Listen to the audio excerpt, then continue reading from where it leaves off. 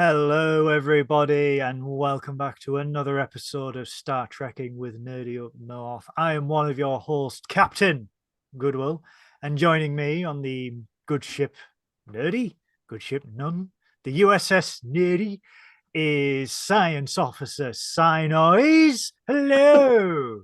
Hello, I'm glad you reminded me of my title there because I'd already forgotten it. Oh, you're canon now. You're going to be on Memory Alpha next week. Can you imagine on Memory Alpha? I would be editing that article. The fuck, I'd be like, Science Officer Synoiz, Delton. What? yeah, that's it. I'd just be adding weird bits of backstory every week, and it'd be like, what the hell? How do we validate this? Actually, Mike Buchanan will be hiring you for lower decks. can you imagine? He's just, oh well, we just googled it. Said he was canon. We've got the Spock helmet. Shall we have this dude? Yeah, why not? Yeah, okay. Right. Yes, hello, everybody. Welcome to our 7th episode of our Star Trek Picard review. We are nearly towards the end of this season, which is it's kind of sad. But it's sad times to think it's this close to the end of the season because I'm really enjoying it. But we do have news. Breaking news as of 24 plus hours ago. Is that still breaking? Is that breaking? So that's that's like lukewarm. If you do not go on the socials and only watch us exclusively for your Star Trek news, then this shall be breaking news. Yeah, that's it. By the time this goes out, it'll be like 2 days. So it's like, okay, so it's still possibly alive news. Don't tell them the production magic that goes on behind the scenes. But yes, we do have some breaking news. CBS Paramount announced yesterday that there is a brand new live action Star Trek series that's going to be in production from 2024 called Star Trek Starfleet Academy. And from the statements that was released with the lovely little image that said Starfleet Academy, it said for the first time in 100 years, Starfleet Academy is opening its doors to new young cadets, which leads me to believe, Graeme, this is in the 32nd century. Yeah, it's a strange one because it's a very lukewarm thing. It's like I think everything I saw for it online was met with a kind of, oh, good for them. You know, like that kind of, you know, that thing where it's like not real excitement. It's kind of like a, oh, cool, that's a thing. You know, I mean, well, this is something that's been trying to get off the ground since the 80s with Nick Mayer. Not Nick Mayer. Mick Fleetwood. Yeah, Fleetwood Mac. He's just randomly in there. Well, he is in Star Trek, so yeah.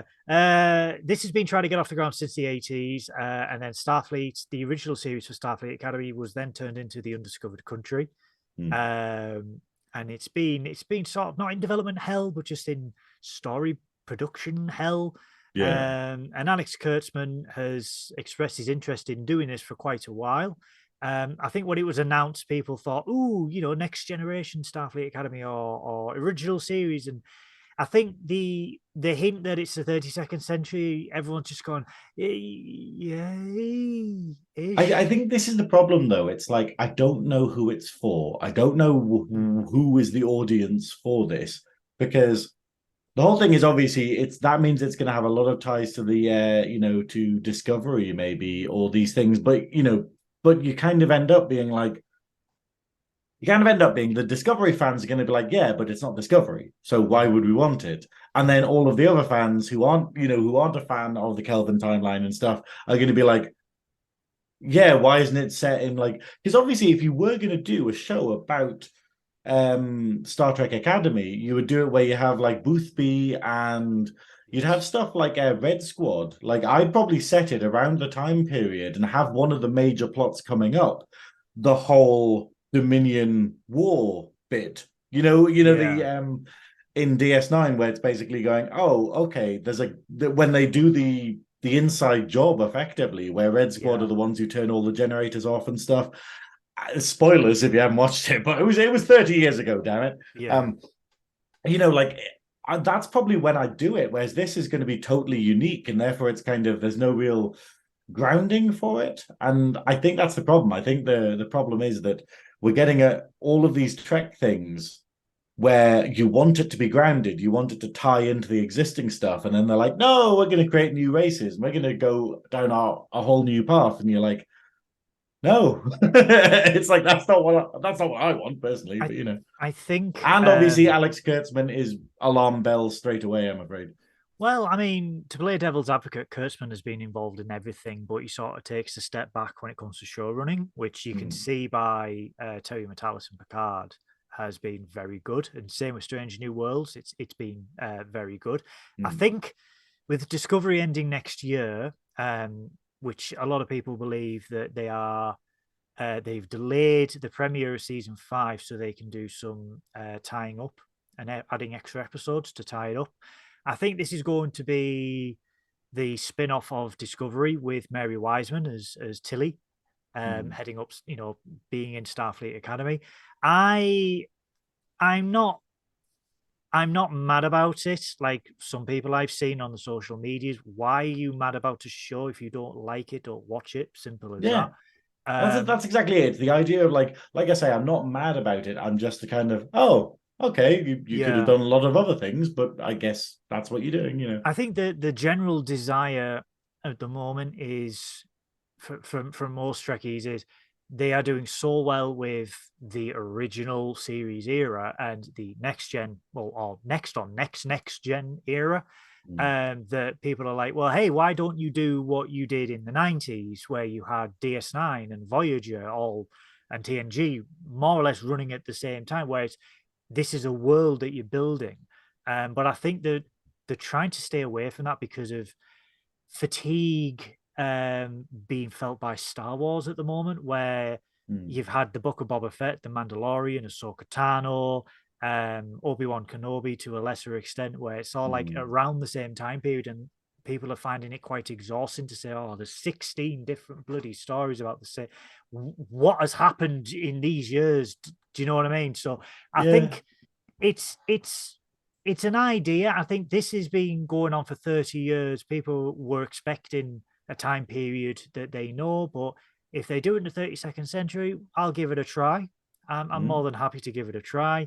If it's good, it's good. If it isn't, it isn't. The fans will let them know. I will say though, I am convinced that Michael Chan, who is on Star Trek Discovery, who plays a lieutenant in Star Trek Discovery, Mm. I think he needs to really get on the phone to Paramount and get applying and get more work back up in Toronto. If there's a Starfleet Academy series, Michael, you need to Just be pop back there. on it, just be like, okay, like, do we know if it's set before Discovery or after Discovery? Like, It's it's after Discovery because well, okay, Starfleet Academy opened up at the end of season 3 of Discovery. So right, it's going to be set after Discovery arrived. But, you know, shout out to Michael Chan here. You could be the new Miles O'Brien because he was only a small role in Next Generation and he became the yep. greatest Starfleet officer ever. And if we There are, watch Lower Decks, he got a statue. Damn it, that's he's what you got a want to aim statue. for. Keiko didn't get a statue, though. Villains don't get statues. Goodwill. The Keiko conspiracy coming soon to CBS Paramount.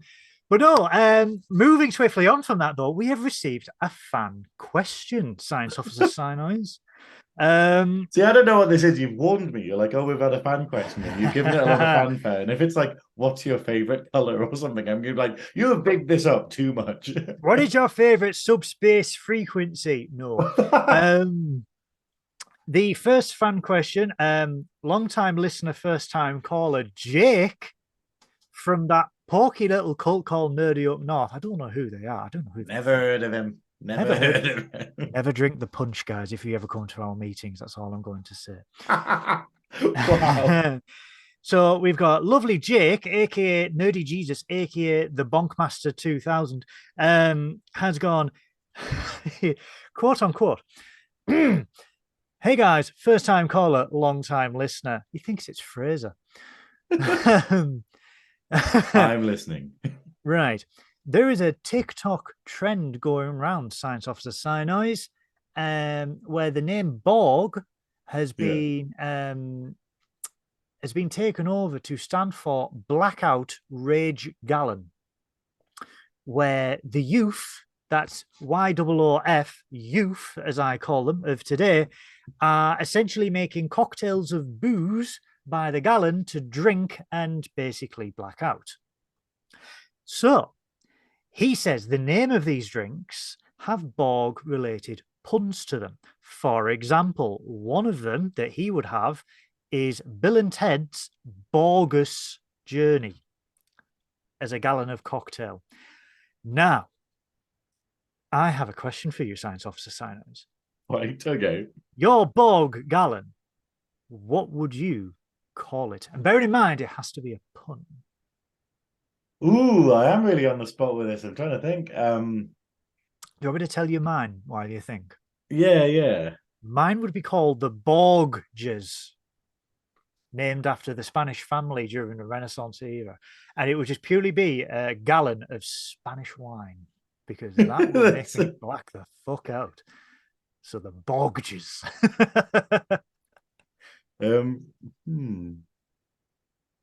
Ooh, he's thinking, guys. I'm trying to think. I don't do these TikToker trends. I really don't. I don't get who goes, let's have a gallon of a cocktail and see what happens. I'm terrified by TikTok. Like, TikTok is one of these things where, like, you know, where, like, people aren't usually aware that they're old. That's what TikTok is. You know how, like, all these people are like, oh, these young kids liking this and stuff, but they never realize it's because they're old and that the people are young.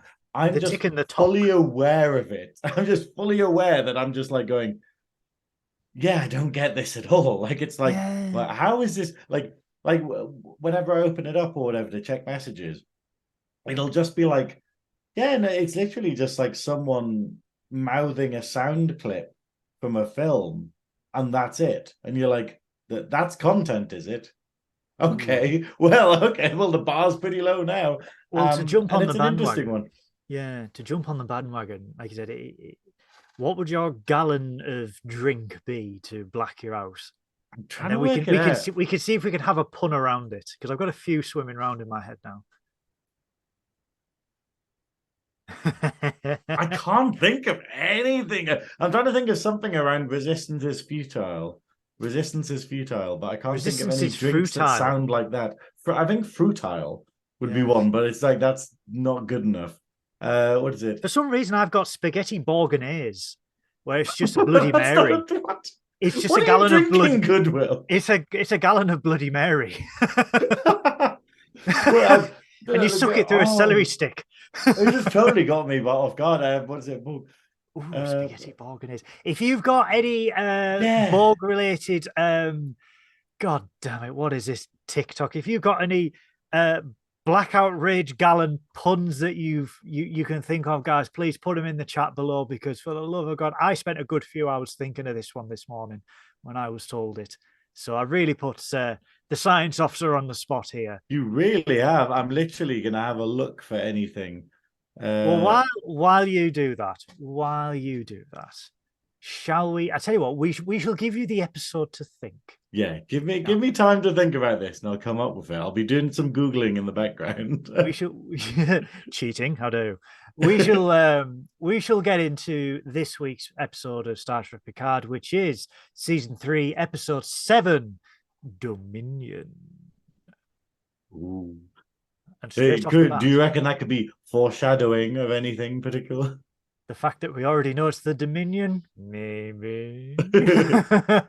Not like last week's where it was the Bounty, where it literally took me 2 views of the episode to go, oh, that's why it's called Bounty, because the ship's called the Bounty, which is still the cloaking device from. You just thought it was something to do with coconut flavored chocolate, didn't you?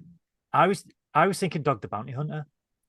I just thought he was in space. He left Talking Hawaii. about just turning up. He does need a starship to be starship. Oh, it's got off the rails. A starship. Oh, good, a starship. The USS Bar. You give me one random question, and then it's got off the rails. But no, this scene, the show opens up with this scene and Graeme's going to love this because this is very DS9 themed off the bat. This is the Chintoka scrapyard, which is in the Chintoka system, where one of the greatest battles in Star Trek was taken place in the episode of DS9, Tears of the Prophets. Yeah. Which was the Chintoka system, where we saw a load of ships get absolutely turned to scrap. The Titan is hanging around this scrapyard in the Shintoka system, most likely old vessels from the Dominion War, which is still there. Also, notably as well, Shintoka system is where AR-558 is, where Nog lost his leg. Really? Yeah, and we had that great episode, the Battle of AR-558.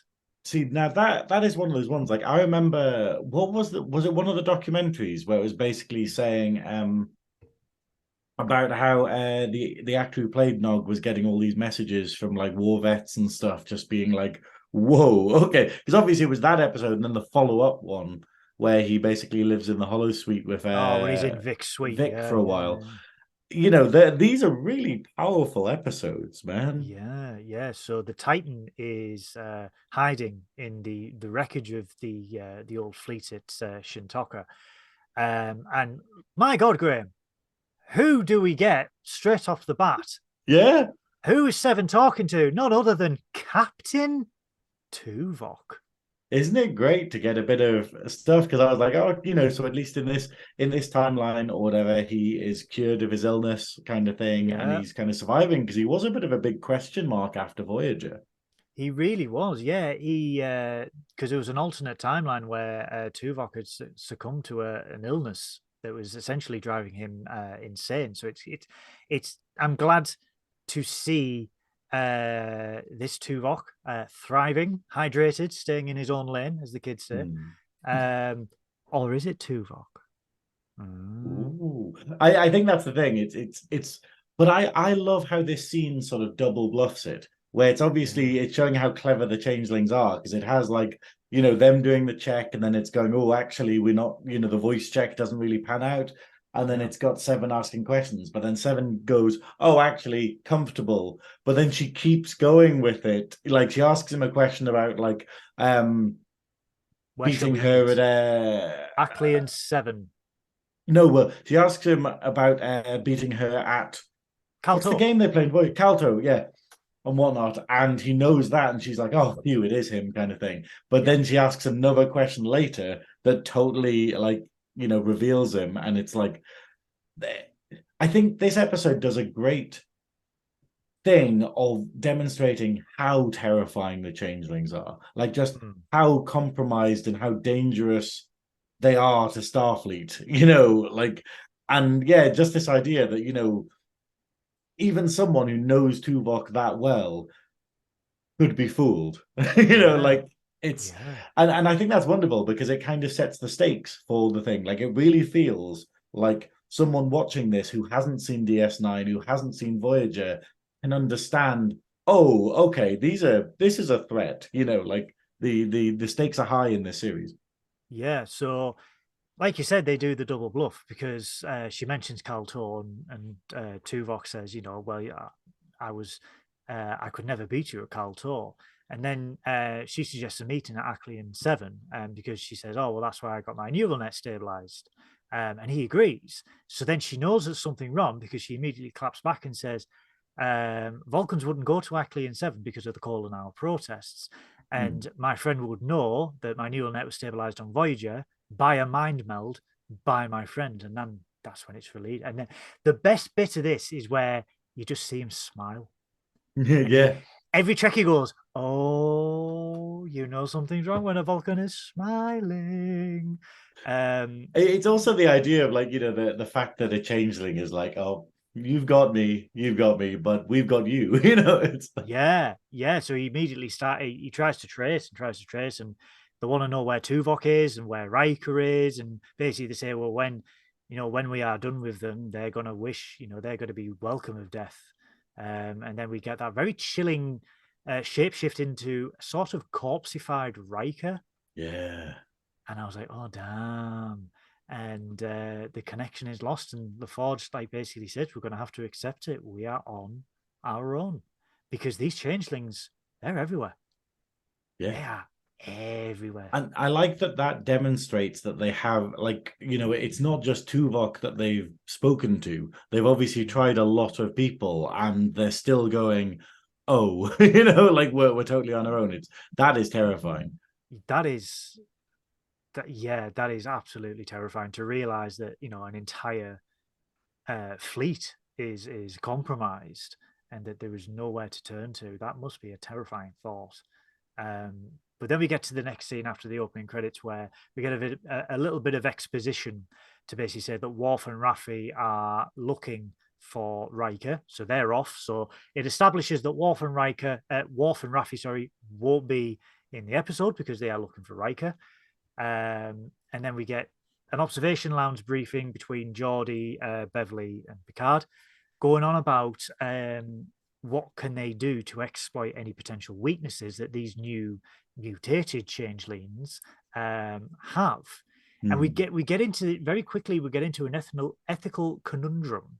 I really like this because it's like, I think one of these things that, like, TV shows tend not to show, and like TNG was very good that it did get into morality quite a lot of the time with stuff. Obviously, a lot of the episodes, but it's that idea of just like, and it harkens back to reality where we have like stuff like the Second World War, where looking back, we're like, we shouldn't have used the nuke, and that was like a terrifying thing.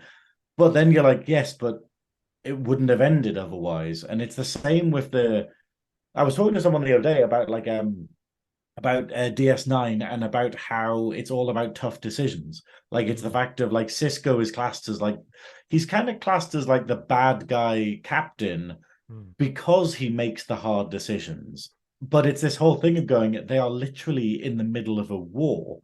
And the problem is that they wouldn't have won the Dominion War without Section 31 being absolute bastards. Without the virus being created, they wouldn't have won the war. And because the Changelings now are so perfect that this might be the only way to defeat them is yet another genetic virus that'll kind of, and because, like Beverly says, because the only way to implement this is potential genocide, it's really scary. And it's the fact of like, how good it was to have a captain like Sisko in DS9, where we get like the Federation, where it's like we talk about Voyager, we talk about TNG, and it's like, oh, but they managed to keep to the Prime Directive, and they didn't upset the apple cart too much, which isn't the case because they did break the Prime Directive a lot. Pretty much a lot, yeah. Yeah, that's it, including you, Picard. Damn it. Yeah.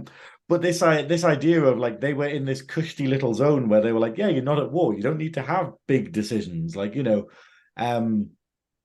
yeah, whereas in the Dominion War, it's like, actually, and it's kind of scary. I think it's scary for people who want to be moral and people who want to be like the good guys being put in a position like Beverly is here, where you just go, our only real option, because you can't just root them out and shoot them or whatever, is genocide, which is, yeah, I love this scene because it kind of points out like how buggered they are and how, Picard's having to question everything, really, because he does do some pretty harsh stuff in this episode, or at least consider doing some harsh stuff this episode. But you can kind of understand it at this point.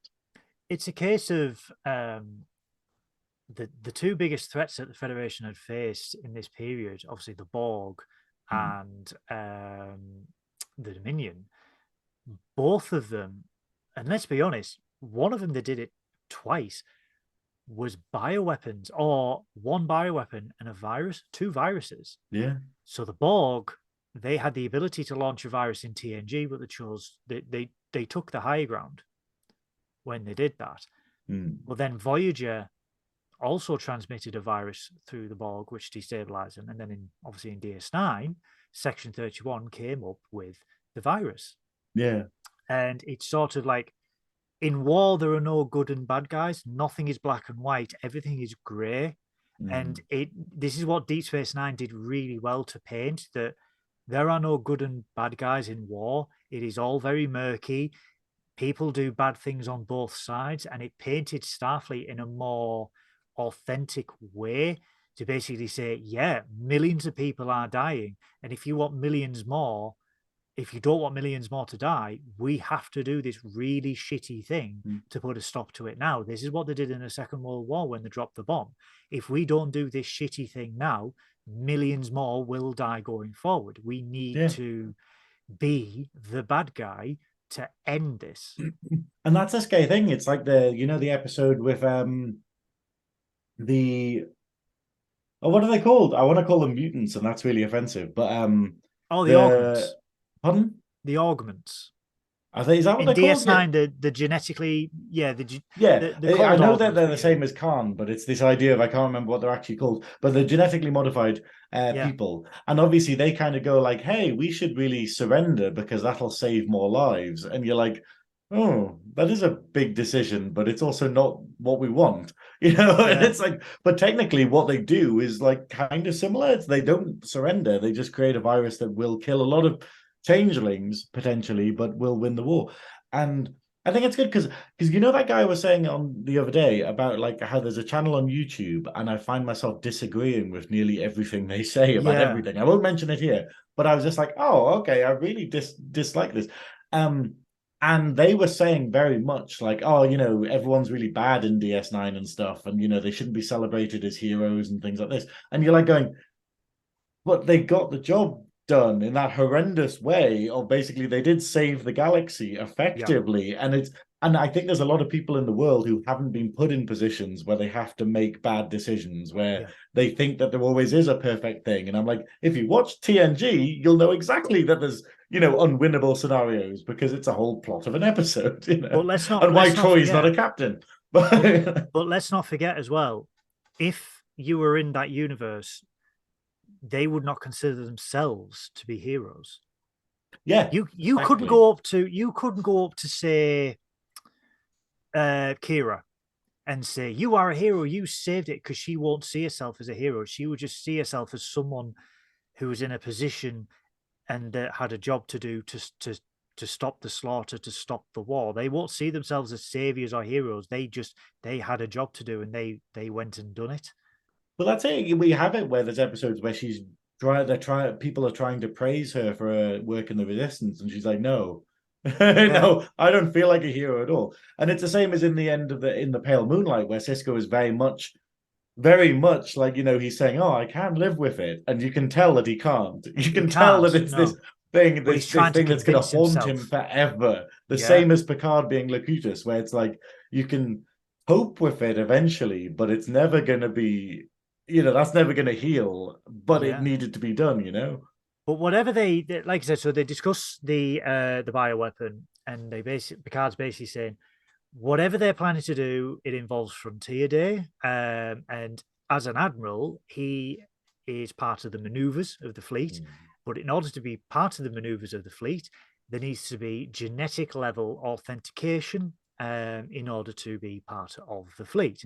And he said, whatever they need my body, my old body, and they need Jack. And Beverly says, well, what if, because they've got your body, they need the DNA of a relative? And I'm like, oh, okay. So they go to... I'm kind of confused by it, though, because isn't he a robot now? He's an android.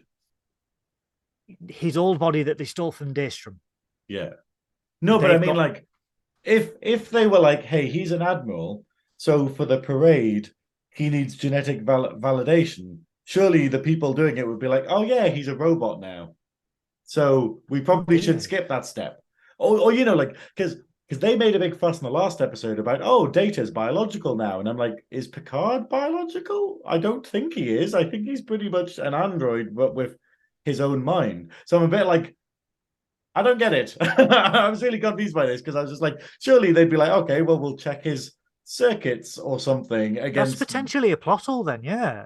I don't know, like, but here's the weird thing, though, because I don't know if maybe there's an aspect to it, or maybe it's like, because I think later on in the episode, we won't say now, but I think later on in the episode, there's like another reason why they could have taken the body, but I think it's maybe Picard jumping to conclusions here and thinking, oh, maybe that's why they've done it. But I don't know, because I assumed that Picard, as he is now, is not biological, but I know he's meant to age and stuff, but I don't think Yeah, it's quite an interesting point that you brought up, though. So I wonder if they're going to explain. I mean, we'll know the true intentions, but like Yeah. you said, that is, yeah. Well, I think the great thing is this episode, you know what I've been saying in the previous episodes about like how this series has the self-awareness to go, aha, you thought that was a plot hole, but actually, and then it answers it. And it's weird because it's all pre-recorded, whereas it feels very much like they've heard the audience complaining over the internet and they've answered it properly in another episode. But it seems to have done that like with foresight. So like before it's aired, they've gone, aha, we knew you'd ask that. And it's very clever, but I have kind of full confidence that if there are people going, aha, but why would that happen? Then the next episode there'll be a line or something being like, oh, but there's still an element of my biology about me, and that's how I do all of the Starfleet checks or something. Terry Metalis has said on Twitter that everything that is said on screen is said for a reason, which I sort of get because me and you have also discussed certain things in one episode, and then the next episode they've explained it. We're like, oh, okay, right, fair enough. It's really good. Yeah, so maybe next week we might get a filler for that plot hole, perhaps. But they decide they need to know why Picard's body was stolen, so they go and see Data/Law, where Alandra, Geordie's daughter, is working with her father, trying to find out what's going on. They activate the golem, and it's Data straight away, and immediately he thinks he's still on the Enterprise E. He's like, the Enterprise, what's happened with the scimitar? And Picard's like, this was a very long time ago. And I like the fact he still calls him Captain as well, because it's essentially this Data is the backup from 2002's Nemesis. Yeah. So he won't know what's gone on. He hasn't been, he hasn't been apprised of the situation. But as he's talking, we get this great, because Picard asks, why have they taken my body? And we get this great split between Data and Law, and Spiner's acting in this because it's on a dime, like an android should, on a dime split, where Law takes over and it's like, oh, you're an old man, old, weak man, blah, blah, blah. But Data comes back and he's like, well, Data's not in complete control. And I like this. Like, I think it's beautiful, like the way that, like, obviously Brent Spiner's depiction here is absolutely beautiful. Like, and it's done so well. It's so good to kind of get an ending to Law, because like we were saying, I don't know canon-wise what's happened with Law, like whether he's floating in space, whether he's totally deleted, whether he's on a USB stick somewhere. So it's kind of wonderful to kind of have Law in this capacity and go, hey, we can get a conclusion for Law here. And then what they're saying is obviously that they've partitioned both Law, because obviously the way that they're not talking about it, they're going like, hey, Sung B4? Sung B4. And Lal. Lal. Yeah. Well, they say there's 4 identities in this episode. They say there's Sung, Lal, Law, and Data, but Sung and Lal are there, but Data and Law are more partitioned as memory. Yeah, they're basically saying the other ones, they have their memories. They basically have the data from them and whatnot, whereas Law and Data are actual personalities in it. But rather than making it where one of them's dominant, they've partitioned them. And obviously, I think they're trying to go, hey, if we can go, well, they suggested Atlan was trying to go, hey, if we can take the good aspects of Law, so therefore the personality, the humanity technically, and give that to Data, then that would be great. But obviously it's it's good that it kind of explains it rather than being like, hey, it's fan service because we needed Law in here somewhere. We needed like an aspect of like threat here, which is what it is. That's essentially that's what it is. But it's good that they can kind of give it a universe explanation for it, I think. I think that's what this show is doing well to a certain extent, where they're saying that everything is, it's fan service done right, where it's here for a reason. So, Fleet Museum.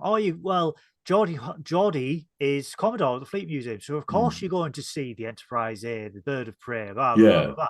Where to a lesser extent, where they said, well, the Moriarty you saw wasn't the Moriarty that you're aware of, but it was Data trying to hint at you that he was in control of Daystrom by showing the crow, the holographic Moriarty, which was such a pivotal role in certain episodes, because it was a role, it was a 4 to defeat Data and stuff like that. But that was a weaker except, but this is like, yeah, we've got Law because Sung wanted to have the best bits of Law amalgamated into Data. Basically, he wanted Data to have the humanity of Law without the shitty bits, which is like, okay. But this is the thing, I mean, the fact is, Law is pretty human, which is horrific. But it's like he's the worst parts of humanity. But it's like, those AI bots, where they kept doing Microsoft kept releasing like AI bots on like Twitter. And then after like 24 hours, they became like Nazis. And you're like, okay, and I love the idea that that's pretty much what Law is, where it's like going, hey, we subject an AI to like the reality of humanity. And then we're like, oh, oh dear. But it's good to have him back because, again, this is a character like Ro. This is a loose end. Yeah. So and I'm very happy that they did this, and I'm very happy for these scenes that we get because it does feel, oh great, we're getting more of Law. I mean, I think I'd like to. I think it'd be really interesting if later in the series we actually get them coming together and like almost like a sort of callback to Tuvix, where it's this idea of if we actually go, hey, look, Data, Janeway, like like we've said goodbye to Data. Yeah. We've said goodbye to Data. Maybe what we need like Data and Law actually combined into a new entity. So Data is technically dead, but it'd be Darlaw. I don't know. Darlaw B4. Oh no, that's too Lotta. Lotta. Lotta. I don't know.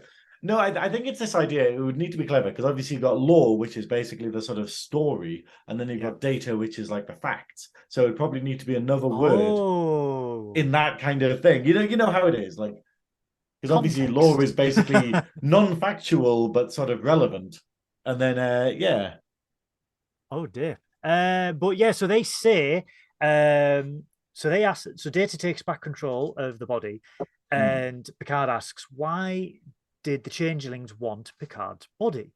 And a really little good bit of tidbit information where Data is reading the file and it basically says, well, the findings that Picard had Irumodic syndrome have now been thrown into question because there were anomalous parts when they conducted their examination.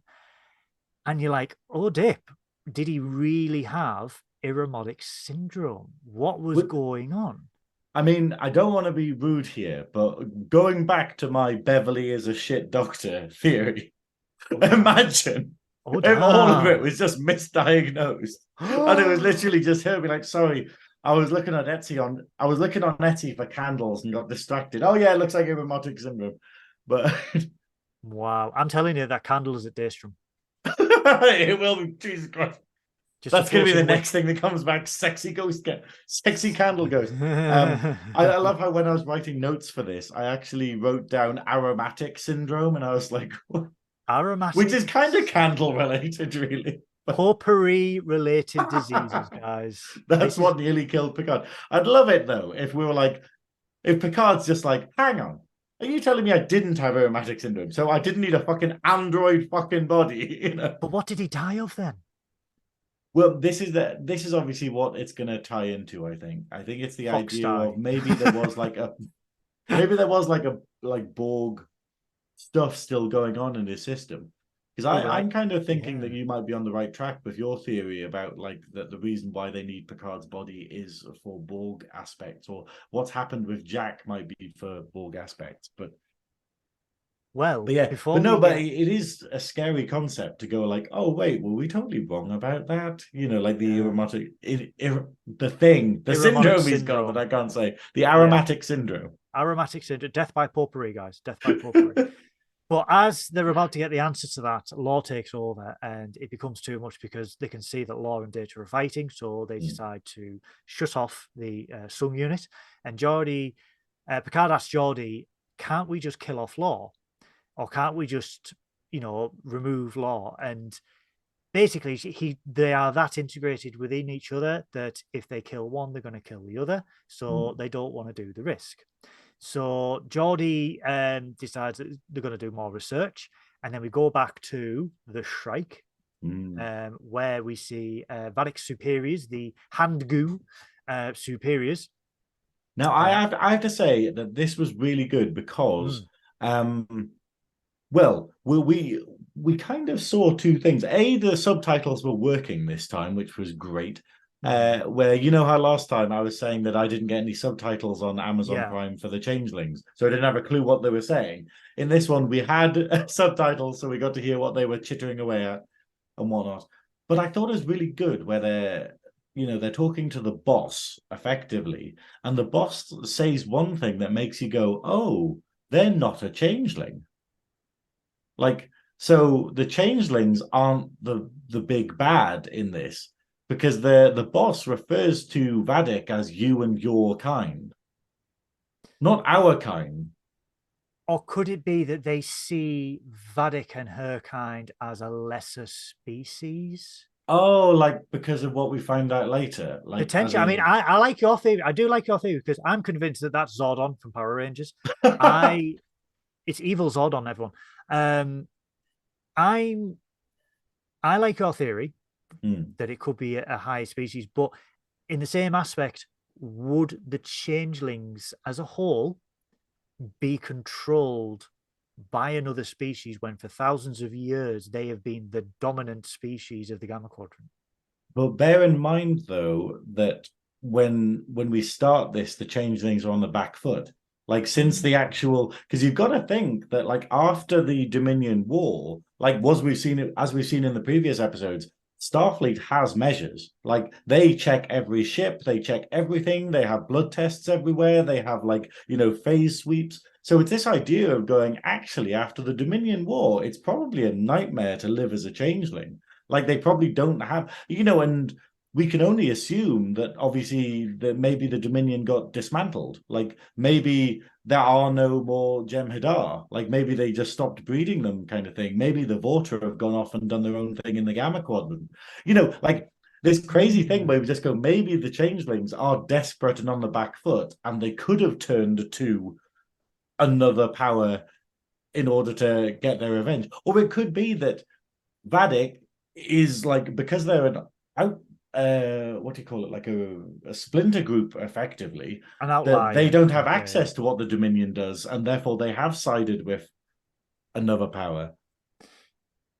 Potentially. I mean, I like it, but you're very, very much right. Like later on in the episode, we find out that Vadic is a subspecies of changeling, kind of. So it could be referring to you and your kind, as in these mutant versions. Yeah. But I did interpret it as being like, oh, the guy talking, while he's formed of goo from changelings, that's not actually what he looks like, Subspace goo. Well, it's that weird Zoom thing. goo. But I did think, because this is one thing, though, we have never seen changelings with psychic powers. We have never seen changelings with psychic powers. We've seen Vorta with psychic powers, and that quickly got retconned. I have a theory. Didn't think ahead there. But it's the fact of during this conversation, he makes her, it makes her transform, like makes her sort of involuntarily change. And you're like, what kind of, can a changeling do that? Like really. Over a distance, and really. Makes me wonder, maybe there's some crazy psychic race that's controlling the changelings. I have a theory for later on, but we'll get to that point because I had a few quotes from this scene where the superior says, your physiology is not as complex as you believe, and that we must have the boy, otherwise you and your kind will find your own existence meaningless. And then for her to sit back at the chair and be visually scared, how fucking serious are these superiors to have Vadic scared? And I think this plays out because it's like, this is the whole thing about good writing. Like, because later on in the episode, Vadic does something that is stupid as hell. Vadic. Right. Well, Vadic does something that is stupid as hell, And you just go, why the hell would they do that? And it's purely because of this scene, purely because we've seen here how high the stakes are, and we've seen how affected Vadik is by it. And that's what I think is great about the writing here, because it's this idea of when it got to that scene later where Vadik is getting a bit desperate, you're like, yeah, okay, that's kind of believable. It's justifiable why she's doing yeah, it. rather than being like, hey, the last time we saw you, well, not the last time we saw you, but basically, like in the first couple of episodes, you were like, yeah, she has all the time in the world. Like, there's no risk at all. Like, they totally have the upper hand. But now the clock is ticking. Yeah. Yeah, and now, that's it. And exactly what she says to the other changeling, basically, like later on, like, can you hear that? the clicking. The ancient clock, tick tock, tick. I love the way Amanda Plummer's acting. She's so good. Like, it's just, I love that, like, craziness. And it must get weird. Like, in her head, she must be like, have I used that pitch yet? No. Have I used that tone yet? Okay, cool. It's like cycling through all these different weird ways of saying each word. So then we go back to the Titan. We're in a cute little turbo lift scene with Jack and Sydney.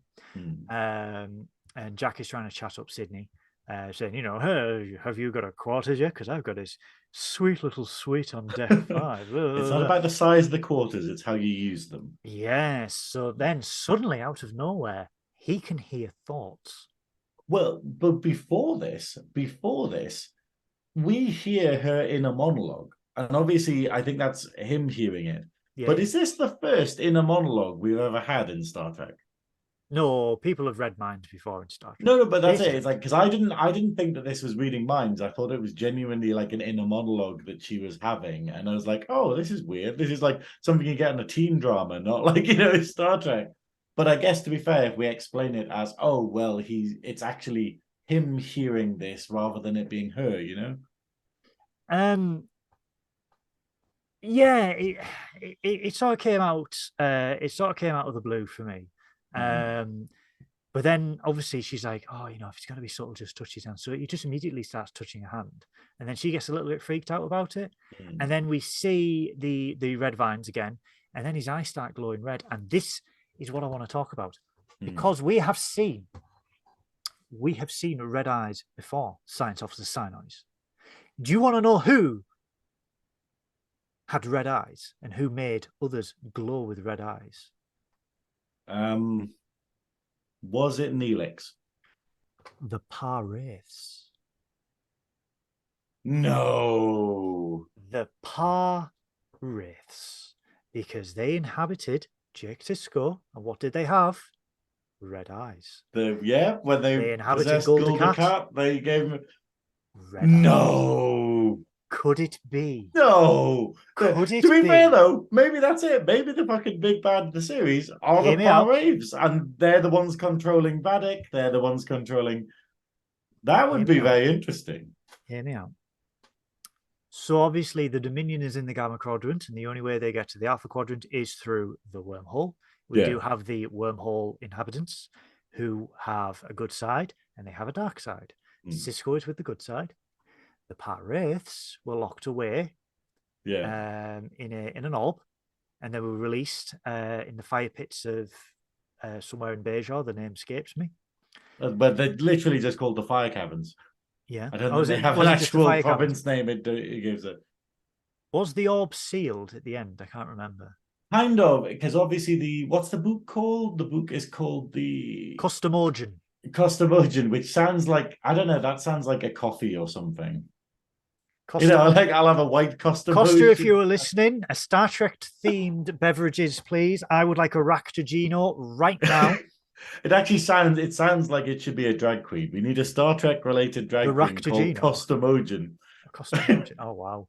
But yeah, that's it. Could be slightly Spanish, not sure, but yeah. Anyone who wants to do that, that'd be amazing. But okay, but yeah, no, it is. I think though, what it does is it basically says, hey, they've been sealed in the caves, and the Costamogen is destroyed by the flames, and therefore that's the only way to set them free. So it kind of suggests that they're locked there permanently because there's no way to open the door now. But you could story a way out of it, maybe. I think. Although I maybe mean, it wasn't all of them that were there, because some of them escaped. Like obviously the one that Gulda Cat had wasn't locked away in the fire caves with the others. It was in a statue. So there's probably others knocking around. I think. I love these crazy theories I keep coming up with. I think it's the Paraths Mm, who have done a deal with the Changelings mm, in exchange for the Paraths taking over the wormhole, mm. allowing the Changelings to have a permanent corridor into the Alpha Quadrant to retake the Alpha Quadrant and rid the quadrant of us solids. Those pesky solids. But my question is, how is Jack involved in the Paraths? That's what I want to know. We'll get to this later, so we'll get back into this later. But it's the fact of what we're That's seeing just is a we're theory. seeing that Jack has psychic powers. Like we're seeing that we're getting back to Power Rangers now. Again, Zach. It's morphin' time. Was Zach the Black Ranger Which one? in Power Rangers? Can't remember. Which one? What? Zach. Yeah. I think Wasn't Zach the name of the Black Power Ranger? You're asking me Was he the something I Red watched Power 30 years ago. I mean, Well, hang on, we're talking about DS9 here. yes, but I've And seen that that was every 30 years single. ago. I've seen that every year for the rest of my life. Power Rangers I saw once We need to 30 get on years it. ago. It's coming back to Netflix. We need to sort it. But Oh yeah, my god, the law of Power Rangers. oh god, I can't even get started. I went there. You know when you go down like a weird wormhole on like a Wikipedia or something, and I started reading about Power Rangers, and I was like, I didn't realize there was like 30 series of it, and they all have bizarre stuff. And you have Lord Zed goes off PCU. somewhere and gets married to Rita, and then apparently like clockwork aliens come over and they take over the galaxy, but then they get defeated by samurai robots, and you're just going like, what? What is this? But anyway, Jack. Yeah, total different. That could be a different show. But yeah, but I think like Jack is psychic. That's weird. So maybe he's a Par Wraith and he doesn't realize it, or something like that, and that's why they need him back.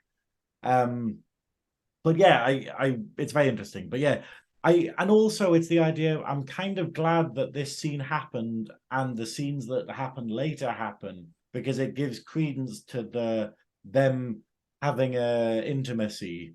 Because I didn't like that they just sprung it on us from nowhere in the last episode, but I like that they're going, hey, we're actually dedicated to this, and we're actually going to use it for stuff, and there's a reason for it, rather than just, Yeah, because she finds it very weird that, because she asks him, why did you do that? We see the red vines. And then the next scene, it just takes us straight to Jack going onto the bridge where he wants to have a word with Picard. But then they get Papa Picard. Picard. Picard. Picard.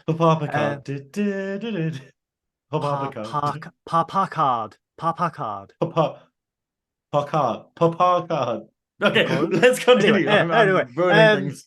So Jack asked if he could speak to his father before he has a chance to answer. There is a compromised prefix code that gets sent to the Titan, which indicates that Riker has been compromised. However, in order to let them know that he's still there, he's let the Shrike know where the Titan is. And I'm like, okay. So they're gearing up to run. They go into the observation lounge, and Jack basically just wants to give himself up to the Shrike, because he said, I'm not worth all this. I'm not worth the ship. I'm not worth the crew. I'm not worth you. I'm not worth everyone losing their lives just for me. I'm nothing special, essentially. Picard disagrees with him. And then Jack goes, because he's trying to tell Picard that there's something wrong with him, and he's like, I've known for a long time, for years, that there is something deep down wrong with me. But he still can't bring himself to say it, like, because Picard goes, well, what voices do you hear? And he just can't bring himself to say, I can hear thoughts and this, that, and the other. And it's like, basically, yeah. So you go. It's a strange one, because it's like, because I was annoyed that Picard didn't say to Jack in this scene, like, because it's a situation where it's like, oh, he wants to give himself up, and he thinks that's the noble like thing to do. But the reality is, him going to them and giving them what they want could actually doom everyone. Because it's the idea they obviously need him for some purpose. And I was hoping that Picard would kind of point that out, of going, look, they need you for some reason. So giving you giving you to them is probably going to hurt everyone more, rather than sort of Yeah, holding back until because it seems to be that even if they can't uh sort something, it does seem very much like they could just wait it out. They could and that's what Picard says. Picard goes, maybe we do have the advantage here, where like they could just wait until after Frontier Day, and maybe the whole changeling plot will fall apart because it required Jack so badly. We don't yeah. know that. They don't have a way of knowing that, but it's an interesting thing. It was kind of weird that they never elaborated that. Like Picard never elaborated that to Jack to basically say, "Hey, if we give you up, many, many more people will die, as opposed to if we hide you, it's only us that dies. Like the needs of the many outweigh the needs of the And few, shall we say?" everyone, and like we had in the last episode, everyone on the crew has that they've got that commitment to Starfleet and to the rest of the crew, that they're like, cool, if we go down, we go down. And so, but obviously he's not a member of Starfleet, so I guess he doesn't quite understand that. Yeah, and they sort of allude to setting a trap, and Picard comes up with the idea, and he's like, "What if we do have the advantage, and what if we can lay a trap?" So then we move into the next scene where we have a lovely exterior of the Titan dead in the water with a Vulcan shuttle next to it. The Shrike warps in, sees both ships, and they're doing the scans, and they find a subspace message from the VSS to Planner, which is a nice shout back to First Contact, because the ship in First Contact was the to Planner half, the Vulcan ship. Was it? Yes, it was I the see. This Planner is half. this is your exceptional knowledge beating mine. Yeah, well, it is. So basically, the Vulcan ship says we confronted the Titan, shots fired, their warp core is down, both crippled, dead in the water. Vadik is a bit skeptical, so she does all the scans, but the scans are inconclusive. So she's like, right, let's board the ship. Shuttles, no transporters. Yeah. No transporters. I think the reason why is because the biofilters will probably pick up that they're a changeling, so they're worried that maybe if they beam over, they might not make it. I don't know. Yeah. It could be that, or it could be that, like, as we see later, they've already deployed a permanent, or maybe they just have a permanent transporter Scotty block Buffer. thing. Yeah, Scotty Yeah, Buffer. a No, Scotty Buffer. but this is the thing. It's the fact of everything about this is alarm bells. Everything about this to Vadik must be Too good to be like, true. Yeah. blatantly a trap. And it is. It's really obviously a trap. But like I was saying earlier, she's desperate. She's Yep. so desperate that she's just like, yeah, fuck it. We have to, because I'm dead if I don't do anything. I'm dead if I do stuff. So let's, go Because for like she this said, I thing. can touch him. He's that close. I can touch him. Yeah. So out of desperation, they take a shuttle. Also, a little side note for the little Trekkie geeks: the shuttle that they use is an Alachi spaceship. The Alachi were the race from Star Trek Enterprise Season 1 that has the bug heads. They're all CGI, and they were trying to Yeah. dissect people. They are Alachi. The ship is from Star Trek Online, which is an Alachi shuttle. So they've actually made it canon that this ship was purchased by Vadik's uh, cause from a used shipyard. So Alachi Oh, craft. were they the ones who were already in that one episode? Yep. Didn't Because say a word or anything like that. yeah, because I when I was rewatching like Enterprise about a couple of months ago, I loved them, and I got really annoyed that they never appear again. And I was just like, Yeah. they were like really, really creepy. They were really creepy, really sinister, and it had these kind of X-Files kind of vibe to the episode. And then I was annoyed that they just never do anything with them, and I was a bit like, oh, okay.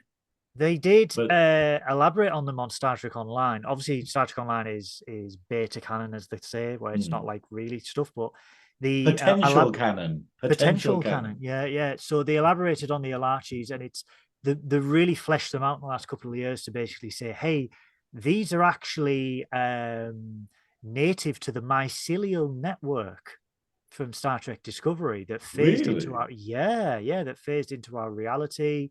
And basically they were attacking because the network was getting damaged, blah blah blah blah blah. So they did a good way of fleshing them out, but whether or not they do that, I don't know. I think we won't hear from them, but I think it was just a nice little touch to see that little Alachi shuttle because I was like, oh, I've seen that. Yeah, yeah.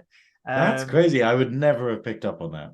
Well, when they get onto the Titan, Vadic's got the life scanner. The sound effect is from the Wrath of Khan when they're looking for the Botany, when they're looking for SETI Alpha 5. And you get that little sound effect where they see all the people from the Botany Bay, like did it, did it, did it, did it. I was like, Wrath of Khan. God, I need a life. I really need a life.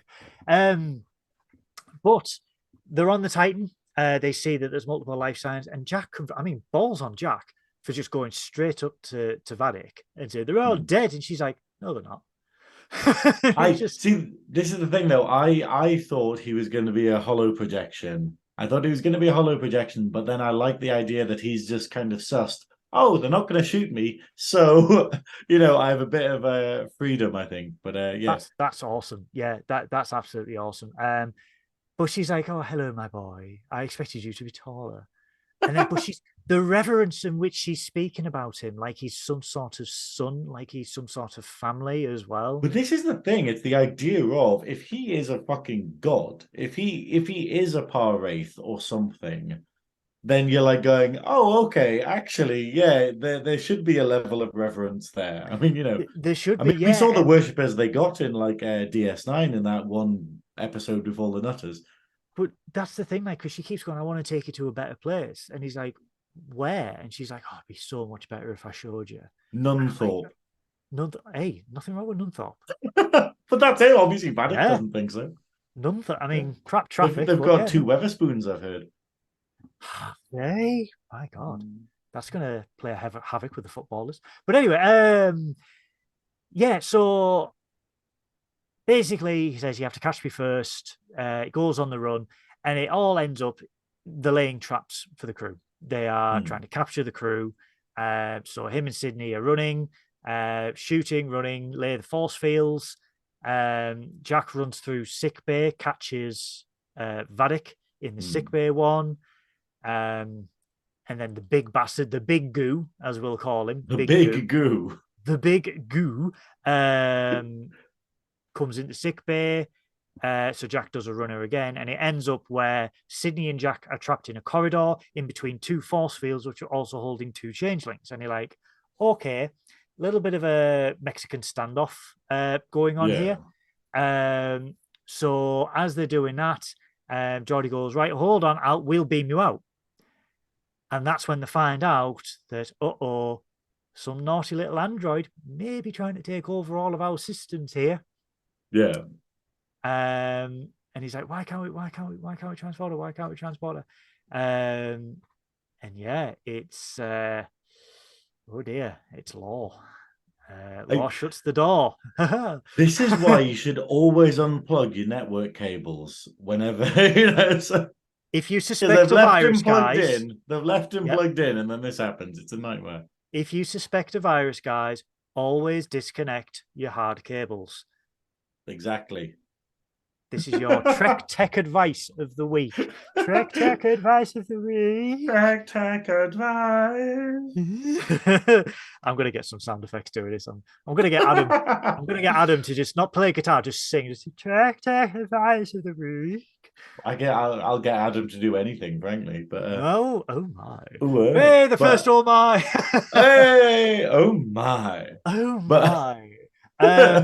But it is, and it's great to see Law coming back, and it's the fact of Geordie explains it later as he just wants chaos, and I'm just like, I'm pretty sure Law just wants revenge. Like, Law is angry at everyone because, yeah, kind of understandable in a way. Maybe. He explains what he wants later on, doesn't he? But we'll get to that because the next scene is obviously Vadic is trapped in sickbay, and we get to see Pissed Crusher. Yeah, Pissed Crusher. Pissed Crusher. Not Pissed Crusher as in I've been on the Lambrini all night. This is angry Crusher. Crusher on the Lambrini. Sorry, for our American friend, she's been on the Four Loko. She's literally gone Four Loko. And she wants to know, what does Vadic want with her son? And Vadic's not going to say a word. And she's like, okay, if you're not going to talk to me. And Vadic goes, he is here to play the understanding. You are here to play the it's a good cop, bad cop, and good stuff. Cop, bad cop. Yeah.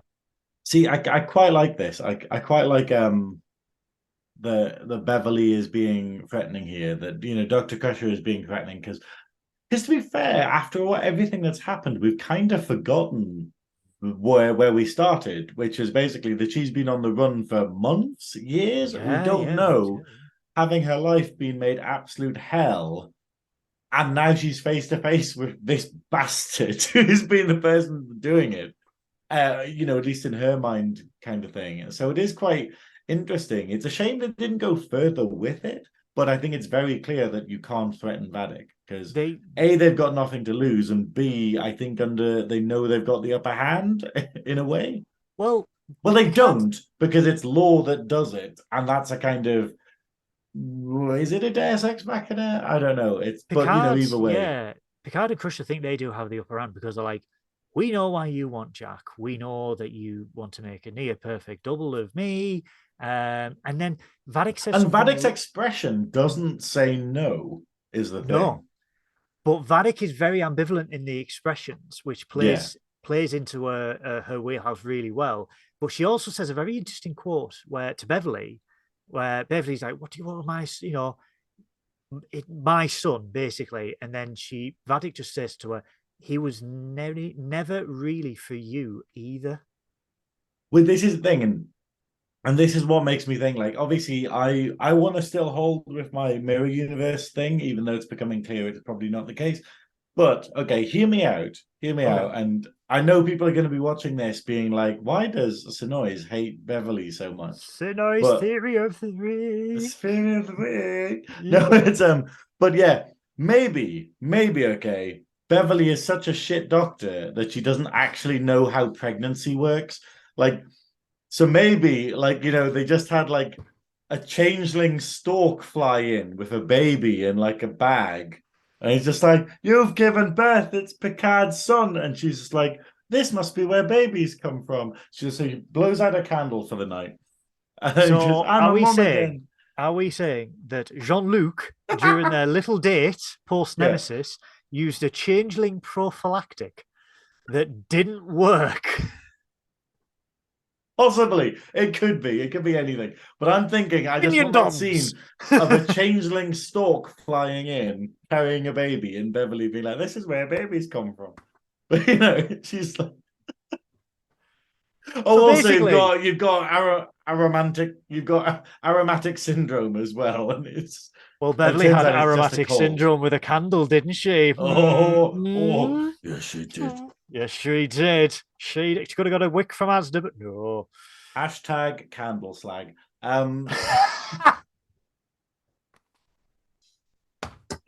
No, I am a total candle slag as well, to be fair. I've got loads of them.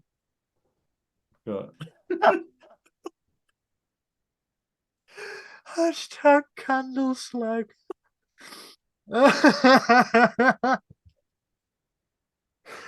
Oh, Daystrom, please don't have a candle section. Okay. Imagine they do. They just get like, oh my god. It's like Rocky Horror, where they just go, it's a Daystrom where it's like, "Oh no, she must be in the Zen room." And it just cuts to her surrounded by candles, being like, "Oh my god, I can't cope." Hashtag candle slag. But I love this scene though, where this is what I was saying earlier about how it preempts the questions that we're asking in earlier episodes, because it has basically Vatic going, "Hey, like Picard's like, 'Hey, but we gave you the cure,' and Vadic's like, 'No, you didn't.'" And that's a question that we said, "Hang on, no, they didn't. Starfleet would never have given them the cure. It was Odo who was the one who went, 'Hey, I have to do this.'" It's a great backstory, this scene. Yeah, it's wonderful. Like, I'll let you continue, but it's no, I'll let you more talk. Stuff I want to say. I just want to highlight that one quote where there's a little bit of to and from between Vatic and Picard, where she goes, "Every world you touch, turns to dust," and he goes, "Name one," and she goes, "Mine." And I was like, oh, that was the way, the verve that came out. Although technically, what is she referring to here? Is she referring to Section 31's virus, or is she referring to the attempted genocide by Inobrantane And Oh, because that's damn. the thing, because technically that was the only actual attack on the Changeling homeworld. And I they were mean, all maybe she solids knows as it well, different, yeah. but that was Yeah. the because obviously, yeah, it was. They genuinely, an Obrantane and the Romulans genuinely just went, "Hey, we're just going to kind of firebomb this entire planet from orbit," and it didn't work. Spoilers. But that was the plan. It was genocide planned, but they didn't actually manage it. Well, actually, no, they did. No, they did. They did actually. Technically, they did blow up the world and kill everything on it, but the changelings had all been moved off it at the time. So they Yeah. didn't actually win, but they did actually destroy the world. So maybe that's what she means. But either But, way, it wasn't the Federation doing that. So I'm but assuming please that go she's on about this. referring Yeah. to the virus. But Please go on about this scene because I want to hear what you. well, the scene was, I just thought this was amazing because it's a bit kind of scary. Like, I like the reference of basically them being back to what changelings were in DS9, which is like a sort of brown liquid, Yeah. like an orangey brown liquid, and it shows them in vials. And it's kind of fascinating. Like, it's a bit dumb. Like, it looks, it's one, one of those ones where you have to accept actually the law is a bit silly here, where basically there's just a row of test tubes, and it's like, Yeah. these are the changelings. And you're like, it's like original series Yeah. plots where it's just like, that's a thing on a string. And it's like, no, no, no, it's Yeah. an alien life form. Yeah. But then again, it was a nice callback to DS9, and it's also the fact of, yeah, a changeling is pretty innocent, like, Mm, in its natural form. Like, mm. but it's really harrowing, and I think it goes a bit over the top because it's got stuff like, I don't know, it's got stuff like Medical store torture, blades and really. stuff, and I'm like, Yeah. they're not going to do anything technically unless they've found a way to make changelings feel pain. I don't, like through physical nature. I don't Yeah. know. But I do think the best thing, and this is something that I called out ages ago, and I can't remember if it was on this podcast or drunk in the pub with my mate David. Um, but it was the idea they were going, was it this? Where we were talking about why does Vadek have such a bizarre appearance? It Like, was, yeah, we've mentioned this. was Yeah. it where like where it was just going like, if you could be anything you wanted to, why are her crew all bird people effectively, or insect people, and why Mm, is she this with battle scars and that? And yeah. I basically said it's someone that's had an influence on her, or someone who has hurt her, or someone who, like Odo's scientist, like the first form that she actually came into contact with. Yeah. And to have it validated here is quite good because we're like, whoa, she's taken on the form of her persecutor, of basically the scientist that made her into what she is. And I think that's amazing. Like, and Picard brings it up. Picard basically just goes, yeah, it's part of the revenge is that she's taken on the face of her, enemy. Yeah. Because she says, Starfleet created the perfect monster. Mm-hmm. And those who wanted to join my cause sacrificed a shorter life of eternal pain Mm-hmm. to seek vengeance, So basically. it suggests that this mutation that Vadek is and what her crew is, where they can form anything, like Yeah. what Beverly discovered, where they can do it right down to the cellular. Well, they can do blood and stuff, Mm, and that's in exchange for having a finite lifespan, because obviously changelings are immortal otherwise. mm, mm, And mm. what and it does suggest that maybe she's in permanent pain. So maybe that's why she has all the crazy veins on her face and stuff like that, is because in order to be this new kind of changeling, you're actually in agony constantly, maybe. Well, that's the thing, because like it sort of That explains justifies how she speaks, I guess, because it sounds like she's constantly being constantly in pain, and it also justifies when they return to liquid form why the liquid form is so different to how it was in DS9, because these are mutated Hmm. changelings, which will they will bear scars in their liquid form. I like that it moves. After this, it moves back to Geordie, Law, and Alandra, where Law is taking over the systems and the force fields are starting to fail. And we get this nice interplay between Geordie and Law and Beverly and Picard, Hmm. where they go off to one side and Beverly says, she's too calm. She wants us to know this information. She's far too calm. She is she is a threat. And Picard, for me, this sort of took it out for me, where Picard's just like, well, if there's nothing else we can do, and he just cocks the phaser, Yeah. and I'm just like, I don't know if this is out of desperation. I really don't know why he would decide to just like, well, we'll just kill her. See, that I wasn't sure because what I was saying earlier is that I wasn't sure if this was Picard realizing that this is the last thing they can do, or that whatever happens, they can't just let them go. Because the Yeah, reality of this situation is they will have to kill all of the changelings on board. Like, they yeah, are too dangerous to teleport them back to their ship. They probably can't contain them forever. Like, so even if they, it could be that even they're trackable. Like, it could even be that Vadik, like, whatever is controlling Vadik, like whether it's a Par Wraith or not, has total awareness of where they are in the universe. So because that's the thing. It's like Picard doesn't know this, but I think maybe he's got the weather withal to go, hey, we don't know enough about them. Because obviously, yeah, that's the thing. Like, Vadik could totally just cut off her hand again, summon her boss, and be like, "Hey, we're on the Titan, come and rescue us." So therefore, I think Picard is very, very aware of this can only end one way, with us losing or us having to kill all the changelings once we've got all the information out of them. Which isn't like Picard, but his son is in danger. His love of his life, I tend to say, is in danger. yeah. I would say Data's that. in danger, the whole crew and whatnot. But I reckon actually maybe it's a last bluff. Like maybe it's the fact of he's cocking the phaser because he knows that Vadik can hear what they're saying, because changelings have crazy good hearing because they can control, they can just make their hearing better, Yeah.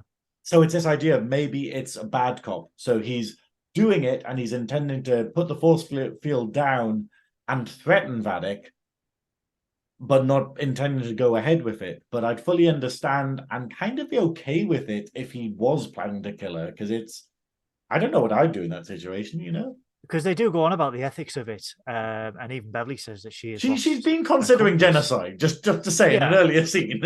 She has. Well, this is the start of, for me, is a great build-up of tension throughout the final part of the episode. But not only that, the music is absolutely on point throughout the last few scenes.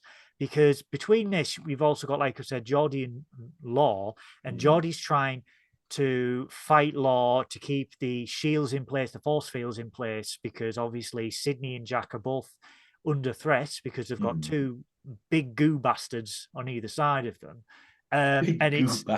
Big goo bastards. And I love that the desperation in Geordi comes out, that we finally get the catharsis we never got at the end of the Nemesis of Geordi mourning Data. And we didn't get in Picard season 1. No. Because when we finally get the death scene of Data in Picard season 1, we're like, but why isn't Geordi here? Because Geordi's his best friend, and it felt like a big loss. Yeah, Geordi should have absolutely been there, but we finally get it after 21 years. We finally get to see, because they were best friends, they were brothers. And to feel, to experience the pain that Geordi was going through then, but also what he felt back then, it realizes, and again, this is another loose end that was never tied up, because he was very calm in Nemesis at the end, but to feel that pain, but to say that you broke me, but you also, your memory made me it put me back together and made me a better person. And I thought it was, I mean, LeVar Burton is a brilliant actor, but again, this just goes to show that this crew, after 35 years, their acting is still on point when it comes to these scenes, when it comes to these personal scenes between each other. And he's basically begging, what do you want? What do you want? And Law just says, like what you want for your daughter, survival. I want survival. And I mean, this is the thing. It's like Law has been pretty hard done to. Like, I think, I feel kind of sorry for Law, because it's like he has total freedom of mind, and he has emotions and whatnot, but then he's had no guidance, because Sung is a dickhead. Like He every was. iteration we see of Sung is that he's a He's a dickhead. dick. Yeah. And he's not a good father. He's not a good role model. And then to give his son like all this freedom, like we see when we get Data's background, like Law was so like he was like what it's like in school where you have horrible bullies and stuff, but then later on you realize that they're bullies because they're being bullied or because they're being Yeah. neglected at home or because they don't know how to control their emotions and stuff, and you kind of go, oh, and then you kind of go, that's what Law must have been like as like a fully grown but still a child Yeah. effectively Yeah. Yeah. in their community, and then the community turns around and goes, hey, your son Law's a bit of a dickhead. And then Sung is just like, oh yeah, I'll just take him apart then. Yeah, cool. That's fucking hell. Like Frankenstein. we haven't got Yeah. into the fact of that's what Law's had to deal with. And then it's the whole thing of whenever he's a problem, he just gets shut down again. And I kind of feel sorry for him. Yeah. And so I kind of hope that he gets a bit of catharsis in this. He gets a bit of a better conclusion than just being like, oh, you're a problem, put you over here then, which is how Because society deals with things a bit too often, I think. well, after he says that, I want what you want for your daughter. I want survival. He lowers all the shields. So Vadik, we first see Vadik escape. She changes into liquid. Phasers do absolutely nothing for whatever reason. I Which don't know is why odd, point blank. but the Yeah, problem is they probably had them set to stun. Because in DS9, wasn't it, you had to have it set to like super kill. You had to set it to like vaporize or Hiroshima something like mode that. or something in order Yeah. to actually hurt a changeling. So she escapes up a chute in sick bay. And then obviously the force fields between Jack and Sydney lower, and then a force field goes up between Jack and Sydney. So they've both got a changeling Yeah. each. Jack dispatches with his quite easily. And then we see a rather interesting scene where he sees Sydney get absolutely face planted into the force field. And then all of a sudden, she goes full mocap. Well, this is the thing because did you see that her eyes go red? So he has red eyes, and then her eyes flash red, and then she starts doing Paraith the Bluetooth. yeah, Parray Bluetooth. Paraith Bluetooth. But yeah, that's it, and it's fascinating. It's a really interesting thing, and it's like, and there was a bit in my head who's like, that's a bit far fetched, and I'm like, hang on, we've just had a fucking android, we just had an android. Yeah, We've literally just yeah, had a guy turn into goo, and you're like going, and that's the bit that I'm a bit like, oh well, actually, I thought it was really good. I thought it was really good, and I liked her reaction afterwards. Of going, what the fuck, like just like, what was yeah. that? Because they in between this, Geordie's still begging. Data finally takes over. Sydney dispatches with the big goo bastard, or so we think. Which is And the annoying force, because she doesn't kill him. She doesn't no, kill him, and then it turns out he's alive, and I'm just like, but you would. You would you totally shoot would him you would again. vaporize him. Yeah. So Data takes over. Geordie, I'm here. Then Beverly and Picard realize that they go through Project Proteus, which was mentioned by Vadik. That was the Section 31 Black Ops to essentially find a weakness and mutate these changelings.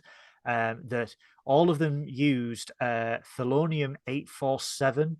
Now I thought they were going to put an extra 2 at the end of that and have 847-2 as a nice little reference. Imagine if you're like, but they can they're now coming in as track. well. I genuinely would love it if Species 8472 appeared in this, like, I or think because will. imagine it with the CG that you could do nowadays, you could make them look Oh God, good, terrifying. because they were amazing. But what if it is them? Because what was their main thing? Psychic. Oh And didn't they damn, have a whole yeah. episode of Voyager where they were trying to understand humanity? Yeah, because they had They made holographic like a fake Starfleet planet and Academy. stuff. Yeah, yeah, yeah. Yeah, and stuff and things like that. And it's just this idea of just being like, they were like, we're trying to understand humanity. So surely the next step after that is let's try and make ourselves physical in that regard and make human hybrids. Oh Which damn. would be what Jack was, I guess. The conspiracy theories are thick and fast tonight, guys. Actually, okay. Well, what we can do, let's do. How can we do a poll? Can we do polls on YouTube? Only on live. Only on Oh, live you can do it. can you do them Yes. all? Well, no. You know how you can do posts on YouTube where it's like a text thing or just a picture. It's not like a video. Can you put Yeah. a poll in them? I think you can. We should do a poll, basically going: do we reckon it's Par Wraiths? Do we reckon it's Borg? Or do we reckon it's species 8472 or something else? And then see what people think. If we're not able to do that, guys, please comment below Yeah, whether you do the think it's 8472, it's Pirates, it's who else did you say? Borg, I guess. Borg, or is it something completely different? Yeah. Um, Is you it can is it butt is bugs it from Keiko? season one. Yeah, is it Keiko O'Brien? It's either butt bugs from season one, which was from We can't the put Keiko in because everyone will vote for that because you know the rules of polls. As if you put a stupid option in, it'll win. You know. who said it was stupid? It's a legitimate option. Where's Miles O'Brien in all this? Miles O'Brien would have dealt with this about 3 episodes Oh ago. God, is Miles dead? Is Miles like dead in an attic somewhere? Oh no, not the greatest Starfleet officer that I ever lived. know. What is Keiko? What have you done? If Miles O'Brien is involved, he'll be sat at Starfleet headquarters going, "You want to bring the entire fleet to one place? Ah, Jesus. That's all you're gonna get. Just stares in No, he our has to have jeep. been captured. There's no way he would allow this to Oh yeah, happen. 100%. Oh God. But then, yeah, so they say, so they announced to the crew that they can track the changelings if they adjust the scanners to Thelonium 847. We see Shaw, again, very little of Shaw this episode, not happy about this. But leather jacket Shaw, I'm here for that. Shaw is engaging in fire. He gets thrown into a turbo lift and he gets the ever-loving shite beaten out of him in that turbo lift on the way to the bridge. I was scared because I was scared that he was dead, and I was like, "No, no, If they not kill after all Shaw, I'm coming for you, Paramount. Yeah, no. If they kill Shaw, Do not kill Shaw. I'm gonna go up to like Terry Metalis. I'm gonna flick his ear until he goes like, "Stop it, stop it," We like we that, want and that might we take a want the while Shaw because I don't spin-off. think he talks anything like that. We want the Shaw spin-off. If he dies, bring him back to life because the law in Star Trek is no one is ever dead. No one is. Dead. We asked basically. We got the prophets to bring him back. The good Pirates The brought good him back. they are just called the prophets. They're not the like prophets. We got the prophets to bring him back. Cisco descends. Angelic, holy Cisco. No, it wouldn't have been the DS9 theme, but done by a choir. Shaw's like, I love baseball. No, that's it. It'd be Cisco, like angelic, but he's still got the baseball cap on, and it's like one hand he's got, yeah, one hand he's got something to do with Starfleet, and then the other one he's got the baseball. I'm saying it now. I'm saying it now. He's coming back. The second coming of Cisco. The second coming. I love it. Niners for life. Not the Bozeman Phoenixes get lost. So Shaw gets thrown onto the bridge, absolutely beating out of him. And essentially the changelings they pour onto the bridge. Vadic is in control. Yeah. She does this lovely thing with Seven. She's like, let me address my ship, please. Yeah. And I do get chills where she addresses the ship, and she's basically addressing Jack directly. Yeah. Because she's like, let's bring Jack Crusher back to where he most belongs, and it's time that you learned who you truly are. And then boom, cliffhanger. It's like, oh yeah. I thought it was a wonderful end to the episode, and I think this episode gave us everything. Like everything I complained about last week about it basically being a bit a utensil episode where it was like this needs to happen. We need to do this. We need to do this, and it felt really crammed together. This one was weird because it was shorter than the previous one, so it was like 43 minutes. Was it? Without the recap, it was 44 minutes. So very short. Oh. Yeah, and that's the thing. And it's weird because there's some stuff where they could have spent more time with it, like the law, the law bits, I think they could have like gone further with, and they could have spent more time doing that. And technically they had 10 minutes to play around with. if the last one was like 55 minutes and stuff. But no, but I thought it was absolutely wonderful. Like we got to see a lot more Vatic.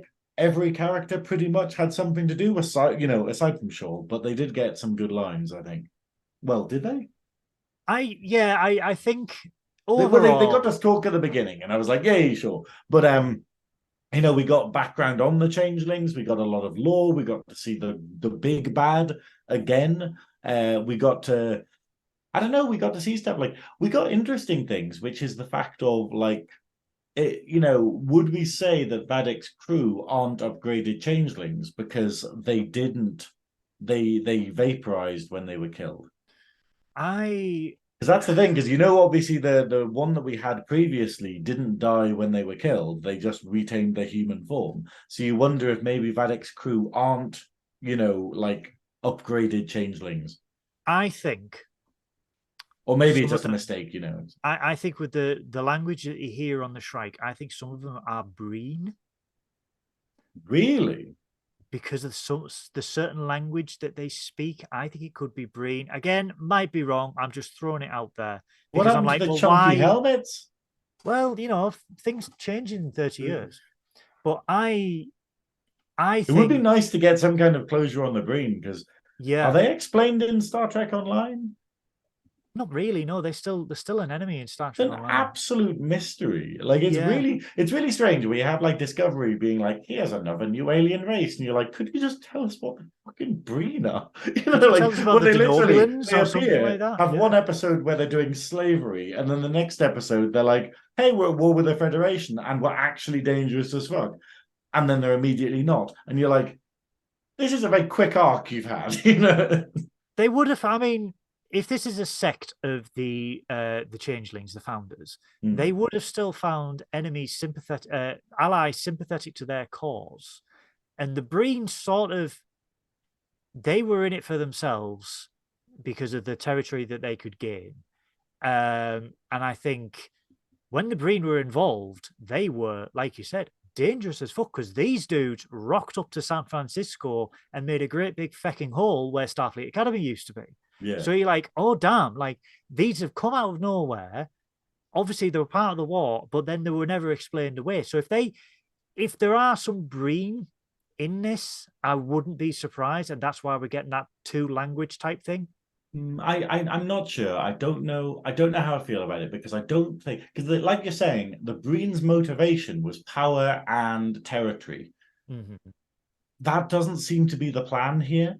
Like, whatever the changelings are doing in this, it's not about taking over the galaxy. It's not about anything like that. It seems to just be revenge. It seems to just be cold, hard, hit Starfleet where it hurts. I don't see any part of this plan that's like, oh, and then we take over the Alpha Quadrant. They're not attacking the Romulans. They're not attacking the Vulcans. They're not attacking the Klingons. They're literally just trying to hurt Starfleet by the look of it and cripple, the Federation more than, not the Federation, Starfleet. I think it'd be weird if it was the Breen, because the Breen are just like, they're probably still licking their wounds, same as technically the Cardassians are at this point in time, I guess. But I'd love to see more of the Breen, but I don't know. I agree with a lot of your theories, and I love a lot of your theories. But with this one, if it did turn out to be the Breen, I'd be like, where are their silly helmets? Why do they not sound like a fucking modem anymore? It's just a theory. But overall, I think again, this was a nice little episode. We do get a really good, but finally we get a backstory for Vatic. Again, the series quality is up. There's been very little dips, I would say, in the last 7 episodes, which I'm really happy about. But overall, like the episode, still going to look forward to next Thursday again. Really solid thumbs up for this series so far, because it keeps you guessing. When we sit here, guys, and me and the science officer talk about our theories, they are really interesting theories. And it's one of those shows where if we notice something, they identify it later on, and you're like, oh yeah, oh we picked up on that. Oh, it's like they've actually answered it, and you're I like, love it if in the next episode it literally just comes up with a screen saying it's not the Breen. You're like, what the fuck? Terry Metalis and his time travel device. Breen are dead. Oh, okay. Their planet Right. is actually quite warm. Yeah, they just really like air conditioning. But no, yeah, that was our review There we of go. Okay, yeah, that's cool. that was our review of Dominion, episode 7 of Star Trek Picard, guys. I would like to thank everyone. One thing I want to mention is the credit music. Like I was saying to you earlier, the credit music that we got at this episode after the fancy, graphics and stuff, it was really sinister. And I was wondering if it was Vadic's theme because it was really wonderful, like listening to it. I really hope there's a soundtrack for this series that is there. Yes, it's going to be out digital download, vinyl. I don't know if they're going to do CD, but they're pushing the vinyl, and it looks really swanky. It looks swanky. I've never been keen on vinyl. I've got a vinyl player. I've got some vinyls, but despite working with music, I don't hear the difference. Whatever anyone says, I think it's nostalgia. I think this will be a digital download for me because the music has been all the way through the show so far has been flawless. Like I said, the music, the last few scenes of this was brilliant because it ramped up the tension, and then shall we call it Vadic's theme in the end credits? I think it feels like that. Either way, it sounded quite creepy, quite like somber. I think, yeah, like this kind of thing. And from what we've learned about her character in this one, it felt like it fit. Like, yes. I think it felt very much like that. But the other thing is that bloody Prime, I don't know what algorithm it runs on or anything, but Prime came up basically being like recommended to watch next, and it was going to autoplay it. The movie Legend with Tom Cruise. Okay. Yeah, like not anything else to do, not Lower Decks, not like Discovery. Legend. And you're like, whoa, okay, right? This is a bit of a strange one. I had a promotion for Space Jam too, and I was like, "What?" and then I realized I was like, "Oh, Sonequa Martin Green." So I was like, okay, Michael Burnham. Okay, that's a long stretch, Prime, but okay, I'm still not going to watch it. I have no idea, but no, I absolutely love this episode, and it's been really fun talking about it. But now I have a fan question. The best I can come up with for this Borg Gallon thing is boring. It's rubbish, but it's abstinence is futile.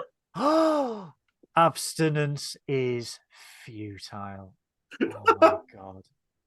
I'm sorry, you put me on the spot. I couldn't come up with anything. So. I've just got into my head Ernest Borgnine. Ernest Borgnine. But I'm like, that sounds like a terrible meme. Like, what's like an Airwolf themed drink that I could consume? Do you know what I mean? Like Bailey's? I don't know. By the gallon, jet fuel. I don't know. How weird is it? Is this something that American kids are doing? Like, are they actually sort of like drinking themselves unconscious? I don't know. Considering how weak American alcohol is, it's like, no wonder you need a gallon. A gallon would be equivalent to like 2 pints of like our beer, wouldn't it? Yeah, like compared to German beer, because they always put an advisory when you go to Germany. They're like, oh, if you're used to Budweiser, please be careful with our beer because you will die. Yeah, no. It's like, yeah, you will. Like, if German beer is like Weiss beer is one of the nicest things in the whole world. Yes. Some of my happiest memories are like being with family in Germany and basically being like, just like a wonderful like summer night kind of thing, where it gets a bit dark, but it's not particularly, it's kind of a bit warm, and then you just literally just drinking in the air. Because a lot of the places where family live and stuff, they have it where they have like a trust-based bars and stuff, where basically like you order your beers, they mark it on a beer mat, and then at the end of the night they just come along, get your beer mat and be like, oh, you've had 9 drinks, cool, okay, yeah, I'll bring it up 9 drinks, and then you pay at the end, like rather than here where it's like, nope, you have to go to the bar each time kind of thing. You have these wonderful, lovely, chilled nights and stuff, and you just want eating schnitzel, and you just anyway. One of my most treasured memories, and it's very similar to yours actually. Again, I was in Germany. My friend owns a hotel over there, and the mini fridge, it's insisted that everything in the mini fridge is complimentary. Like, is that like that it says nice things to you? Yes. Yeah. No, sorry. Guten Tag. You look lovely today. Oh, thank you, bottle of vodka. I will drink you. Good morgen. Oh, hello. No, everything in the fridge is complimentary, but it has to be Bitburger beer, 2 Bitburgers, 2 mineral waters, 2 juices. And I just have wonderful memories of just sat like a warm German night in the summer, because you know how hot it gets in Germany. It's like, oh, mein Gott. Oh, and just sat there drinking this German beer and just enjoying the sunset in this lovely German little village. Oh, that was a nice trip down there. That was a nice trip down memory lane. But yes, Ernest Borgnine. If anyone can think of a Ernest Borgnine flavored gallon of drink that I could black out to, please put it in the comments below. I would like to thank everyone who has tuned in to listen to our fantastic conspiracy theories. We still firmly believe that at the end of all this, it's going to be Keiko O'Brien, who is the main ringleader. All the power wraiths, and then obviously it could be, or it's kind of becoming maybe Sealer's not going to be in it, but I'm not disappointed on this. But there's still time. There's still time. We didn't expect Tuvok to be in it, but we managed to fit him in this week. Well, if the Trekkies do get what they want, and we do get a 25th century show starring Seven of Nine and Liam Shaw, if they don't do Sealer, it will be a crime. Because I think, yes, they are trying to wrap up as many loose ends as possible in a tasteful and in a fitting way. But let's be honest, guys, there was damn near 25 years of the Next Generation. That is a lot of loose ends that you need to tie up in 10 episodes. Yeah. There's more stories to tell in this era of Star Trek, and people are clearly thirsty for it on social media. They are campaigning constantly, harassing poor Terry Metalis to say, have you got anything for Paramount yet? And then harassing Paramount, and then Whoopi Goldberg got involved, and when Guinan gets involved, you know you're fucked. So it's the momentum is there. Guys, thank you so much for tuning in. In the description below, you will find everything right down there. Look down. There you go. I can see it. Can you see it now? Yes, it should be right down there. In the description below, guys, you will see where you can find Nerdy Up North on every possible social media channel that you can ever think of, except MySpace, because we are far too cool for MySpace anymore. But we need a MySpace, damn it. Let's make a MySpace. Can you even make one anymore? Last time I looked at it, it was like, it's a music thing. And you're like, well, this is out of touch. We will bring back MySpace with the customizable layouts and the glittery cursors and Papa Roach scars for everyone on their page, because it was 2008 and everyone was emo. So you can find all of our socials down there where you can find us. There will also be some very tasty links to Science Officer Synoiz's YouTube channel, The Velvet Snatch. Would you like to tell us about what's going on? It's really wonderful. Drag Idol is over. We had the final on Sunday, and it was a very deserving winner. I'm not going to say it was a surprising winner, because it played out like, you know what it's like with a lot of the time where you watch a show and then they go, but this person still wins, and it feels a bit shitty. This one basically felt like the events of the evening were the deciding factor, which was quite good. But it's the fact of everyone in the competition was amazing. It was really good. I'm very behind with the actual editing of the Snatch Talk episode, though, but that's because I needed a rest.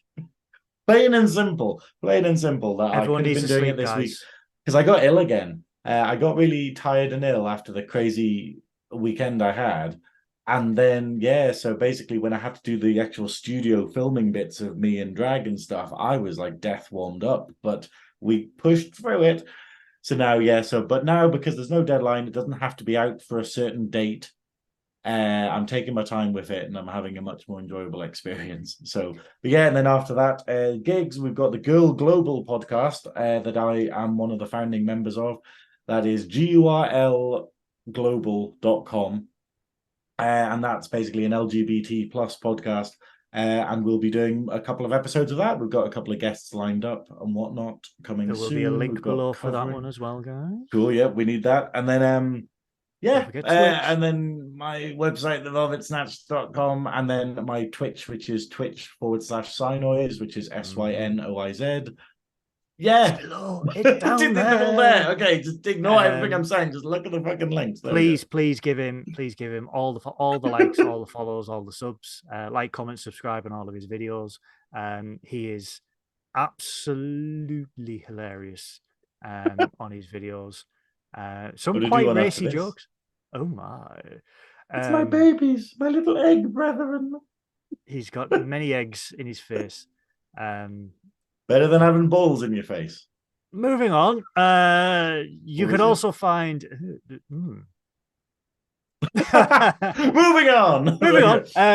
You could also find me if you wish to do so. I am on the Twitter at Goodwill None. A link will be down there below. Come and follow me if you want to see me ramble on about Star Trek and talk to all the lovely Star Trek people in the Trek sphere, as I call it. So you'll the Dyson sphere. The Dyson sphere of Trekkies. Only Scotty can get you out of. I never want to leave. It is a wonderful sphere of delicious human beings that I wish to know more and bring onto the podcast. So you'll probably see me going, I like you. Do you want to come on my little show and talk about Star Trek? Oh, okay, Mr. Lucas, I'll see you later. So come and join me on Twitch if you want to do that. Like I said, everything else for Nerdy Up North is down there. Don't forget, if you live in the northeast of England, Nerdy Up North is invading Nerdfest 2023 at the Boiler Shop in Newcastle upon Tyne. And the crowd goes wild. I love that I haven't paid any attention to this. Like Paul's like sort of like, oh, you coming? You're going to be there, and I'm just like, I know that it's an event, So it's like. He doesn't know he's the main guest. Like, oh. He's the main guest, guys, and he still doesn't know. I'm scared to turn up and Paul's going to be like, you need to do things. I'm like, what? You just got to see a 20-foot banner of your face. And it's Snatch Fest 2023, actually. But no, it's no, that's a different event in Germany. No, yes. And I think it's ticketed. Yes, damn you, Hilton. So Nerdfest 2023 at the Boiler Shop in Newcastle. That is on the 10th of April, 10 a.m. The doors open until 4 p.m. I'm one of your cosplaying judges, as well as other members of the Nerdy Up North podcast team. I will be judging you left, right, and center. And also, I will be running around the entire expo with my selfie gimbal doodah, taking pictures and videos for Nerdy Up North. If you see me, come and say hi. You might get a prize. Nudge, nudge, wink, wink. That is sinister as fuck. It's not sinister. Right. Come and see me. You might get a prize from Goodwill. How lovely. In order to avoid lawsuits, there will be little prizes. There will be little prizes, but there will also be... Come see me. Get a treat. Oh, wow. The badges. The stickers. The Nerdy Up North stickers. So we've got Stranger Things, and we've also got Jurassic Park. So I found mine the other day, because remember when Paul let us pick one? I think I got an alien one, and then I wore the jacket. I wore the jacket that I wore like a month ago, and I was like, oh shit, I forgot I had this in the pocket. Come and find us, guys. You will get a free sticker from us, and there will be other prizes, but more details will be in the Nerdy Up North community and Facebook page, because some of the things that Paul wants me to do, I will just outright refuse. Please do not, under any circumstances... Wait till you're drunk. Please do not, under any circumstances, lick me. You may get escorted. Why do you need that disclaimer? Has that happened? No, but Paul wants it to happen. So please, guys, don't lick me. I know the prize is worth it, but don't lick me. You'll just get the taste of cologne and maybe regret. So the delicious enamoring taste of regret. And brute. So please don't. But no, we will be there on the 10th of April. So please come and say hi. Come and say hello. Come and get a photo with us. Because we don't bite much, except for Paul. He may headbutt you. But maybe anyway, a nibble. Maybe a nibble. Maybe a Ooh, yes. Anyway, so yeah, thank you very much for everyone for tuning in, and we will see you next week for our review of episode 8. So live long and prosper, and ta-ra! Goodbye.